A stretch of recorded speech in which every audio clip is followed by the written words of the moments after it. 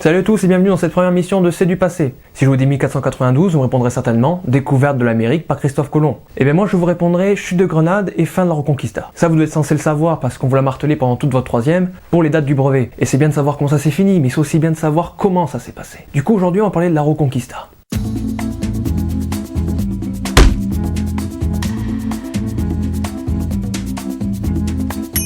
La Reconquista, qu'est-ce que c'est ? En gros, c'est la reconquête de l'Espagne par les chrétiens sur les musulmans. En effet, l'invasion des territoires ibériques a été rapide. Il n'a fallu aux Arabes qu'environ 5 ans pour mettre la main sur l'ensemble de la péninsule. Et si l'Espagne a été envahie, c'est grâce notamment à une défaite chrétienne du dernier roi wisigoth Roderick en 711 à Guadalete. C'est sur les ruines de cet ancien royaume wisigoth que se crée ainsi un émirat musulman occidental qui devient 2 siècles plus tard le califat al-Andalus, aussi appelé le califat de Cordoue. Cette ville fut désignée comme capitale par Abdelrahman Ier, dernier représentant de la dynastie orientale déchue des Omeyyades.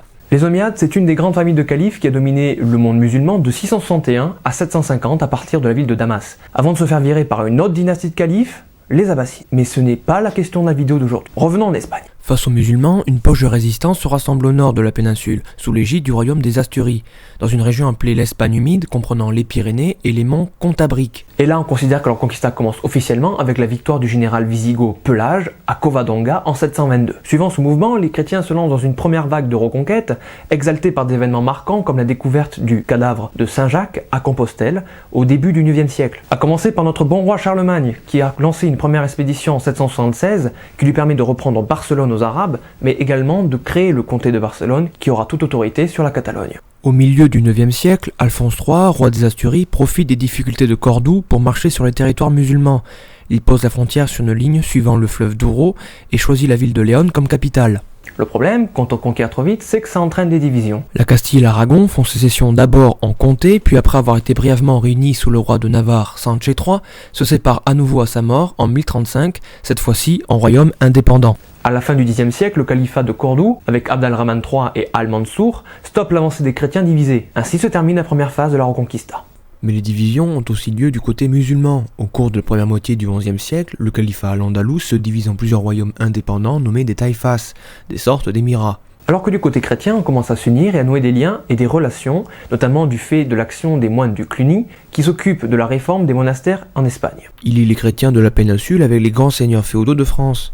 On a aussi le grand succès du pèlerinage de Saint-Jacques de Compostelle qui s'impose en Occident. Et là, bam, ils attaquent. Contre-offensive des chrétiens qui profitent de la division des musulmans pour reprendre petit à petit toute la péninsule. Le problème, c'est qu'il faut trouver un chef, et que plusieurs rois sont concurrents pour prendre ce rôle, notamment Sanche IV, roi de Navarre, et surtout Alphonse VI, roi de Castille, qui se proclame lui-même impérator d'Espagne. En 1085, il récupère l'ancienne capitale wisigoth, Tolède, tandis qu'un de ses fameux vassals, Rodrigo Diaz, aussi appelé le Cid, prit la ville de Valence et la garda jusqu'à sa mort en 1099. Se voyant en difficulté face aux Castillans, le roi de Séville, Al-Motami, décida d'appeler à l'aide un autre peuple, les Almoravides. C'est un peuple berbère venu des confins désertiques de Mauritanie qui ont conquis la façade occidentale du Maghreb, notamment le Maroc. Dès leur arrivée, ils infligent 2 grandes défaites à Alphonse VI en 1086 et en 1109, stoppant de nouveau l'offensive des chrétiens. Le petit problème, c'est que les rois des taïfas ont fait rentrer le loup dans la bergerie. Oui, parce que les Almoravides ont vu qu'ils étaient incapables de combattre les chrétiens. Et du coup, maintenant, ils veulent leur tête. Et leur terre aussi. Le roi de Séville, qui pour rappel est le roi qui a appelé à l'aide les Almoravides, après le siège de sa ville, est fait prisonnier par ces derniers et emmené au Maroc où il meurt 4 ans plus tard. Petite ironie de l'histoire. Les Marocains possèdent désormais la majeure partie des restes d'Al-Andalus.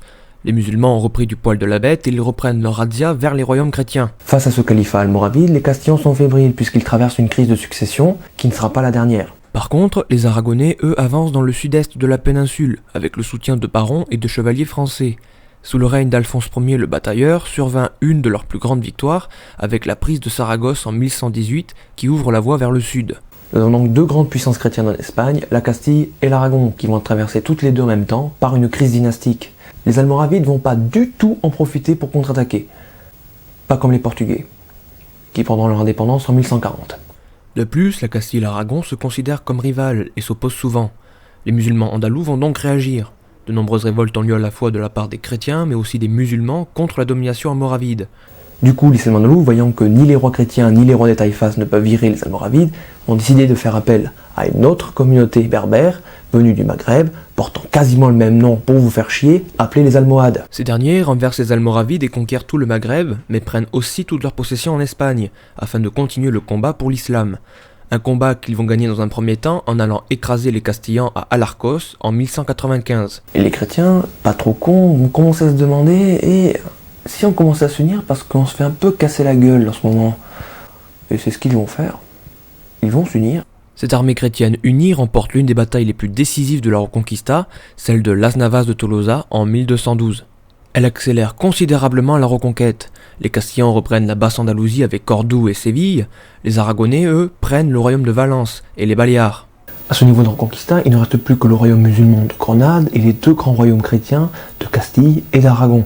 Et là, si vous le voulez bien, même si vous n'avez pas le choix, on va s'arrêter un moment. La grande avancée territoriale qui a été réalisée après Las Navas de Tolosa par les chrétiens, aussi appelée la Grande Reconquête, ne s'est pas traduite par des massacres de musulmans. C'est même le contraire qui s'est passé. La plupart des territoires conquis ont conservé un grand nombre de populations musulmanes, ou morts, et les souverains chrétiens ont continué la politique de tolérance des États musulmans vis-à-vis des Arabes, mais aussi des Juifs. Les chrétiens vivant sous l'occupation arabe avaient un statut particulier, celui de mozarabes, tandis que les musulmans qui vivaient jusqu'à présent sous domination chrétienne portaient le nom de moudéjar ou moudéyar. Dans les deux cas, les droits du dominant et du dominé n'étaient pas les mêmes, mais il y avait bel et bien coexistence. Elle a d'ailleurs permis des échanges culturels florissants, notamment par l'introduction des philosophes grecs antiques comme Aristote, en particulier grâce à Averroès. Cela a également permis aux intellectuels occidentaux de prendre connaissance avec le Coran grâce à la traduction en latin de Pierre de Tolède en 1140. Revenons à la Reconquête, puisqu'il reste encore et toujours un royaume musulman en Espagne. Et il va survivre 2 siècles de plus, en grande partie grâce aux crises et à l'affaiblissement que subissent la Castille et l'Aragon, du fait de revendications de l'aristocratie, de la bourgeoisie et encore et toujours de problèmes de succession. Il faut attendre les rois catholiques Isabelle de Castille et Ferdinand d'Aragon pour que les deux royaumes chrétiens s'unissent, enfin plutôt entrent en étroite relation puisque les deux monarchies conservent leurs propres institutions. Le royaume de Grenade, affaibli, a été obligé de devenir tributaire du royaume de Castille qui représentait une trop grande menace pour lui. La politique autrefois tolérante des rois chrétiens l'est de moins en moins, ce qui amène en 1478 à la création de l'Inquisition espagnole, qui n'est pas le sujet d'aujourd'hui, mais qui est un très bon sujet si vous aimez les barbecues. L'invasion de Grenade est ordonnée par Isabelle la catholique lors de la rébellion du prince Boabdil contre son père en janvier 1492. La même année, les rois catholiques donneront le choix aux juifs de se convertir ou de partir. Un choix que les musulmans n'auront pas. Une politique de conversion forcée est lancée à Grenade, ce qui a mené à un soulèvement de la ville. Une fois la révolte écrasée, on laisse finalement le choix aux morts entre le baptême ou l'exil. Quoi qu'il en soit, la Reconquista est à présent terminée, et la péninsule ibérique est totalement dominée par des royaumes chrétiens comme le Portugal, la Castille ou l'Aragon. Ces monarchies se tournent vers des expéditions hors d'Europe. Le Portugal part vers l'Afrique, tandis que la Castille et l'Aragon se dirigent avec Christophe Colomb vers les Amériques. L'Espagne réunifiée par la Reconquête finit par être léguée au petit-fils des rois catholiques, Charles, futur Charles Quint, destiné à jouer un très grand rôle en Europe du fait de cet héritage au XVIe siècle. Merci d'avoir regardé cette vidéo. Si vous avez aimé, n'hésitez pas à laisser un pouce bleu, à partager, à vous abonner, surtout à commenter, que ce soit positivement ou négativement. Tant que c'est constructif, c'est toujours utile. Et n'oubliez pas une chose, l'histoire, ce n'est pas que du passé. Ciao.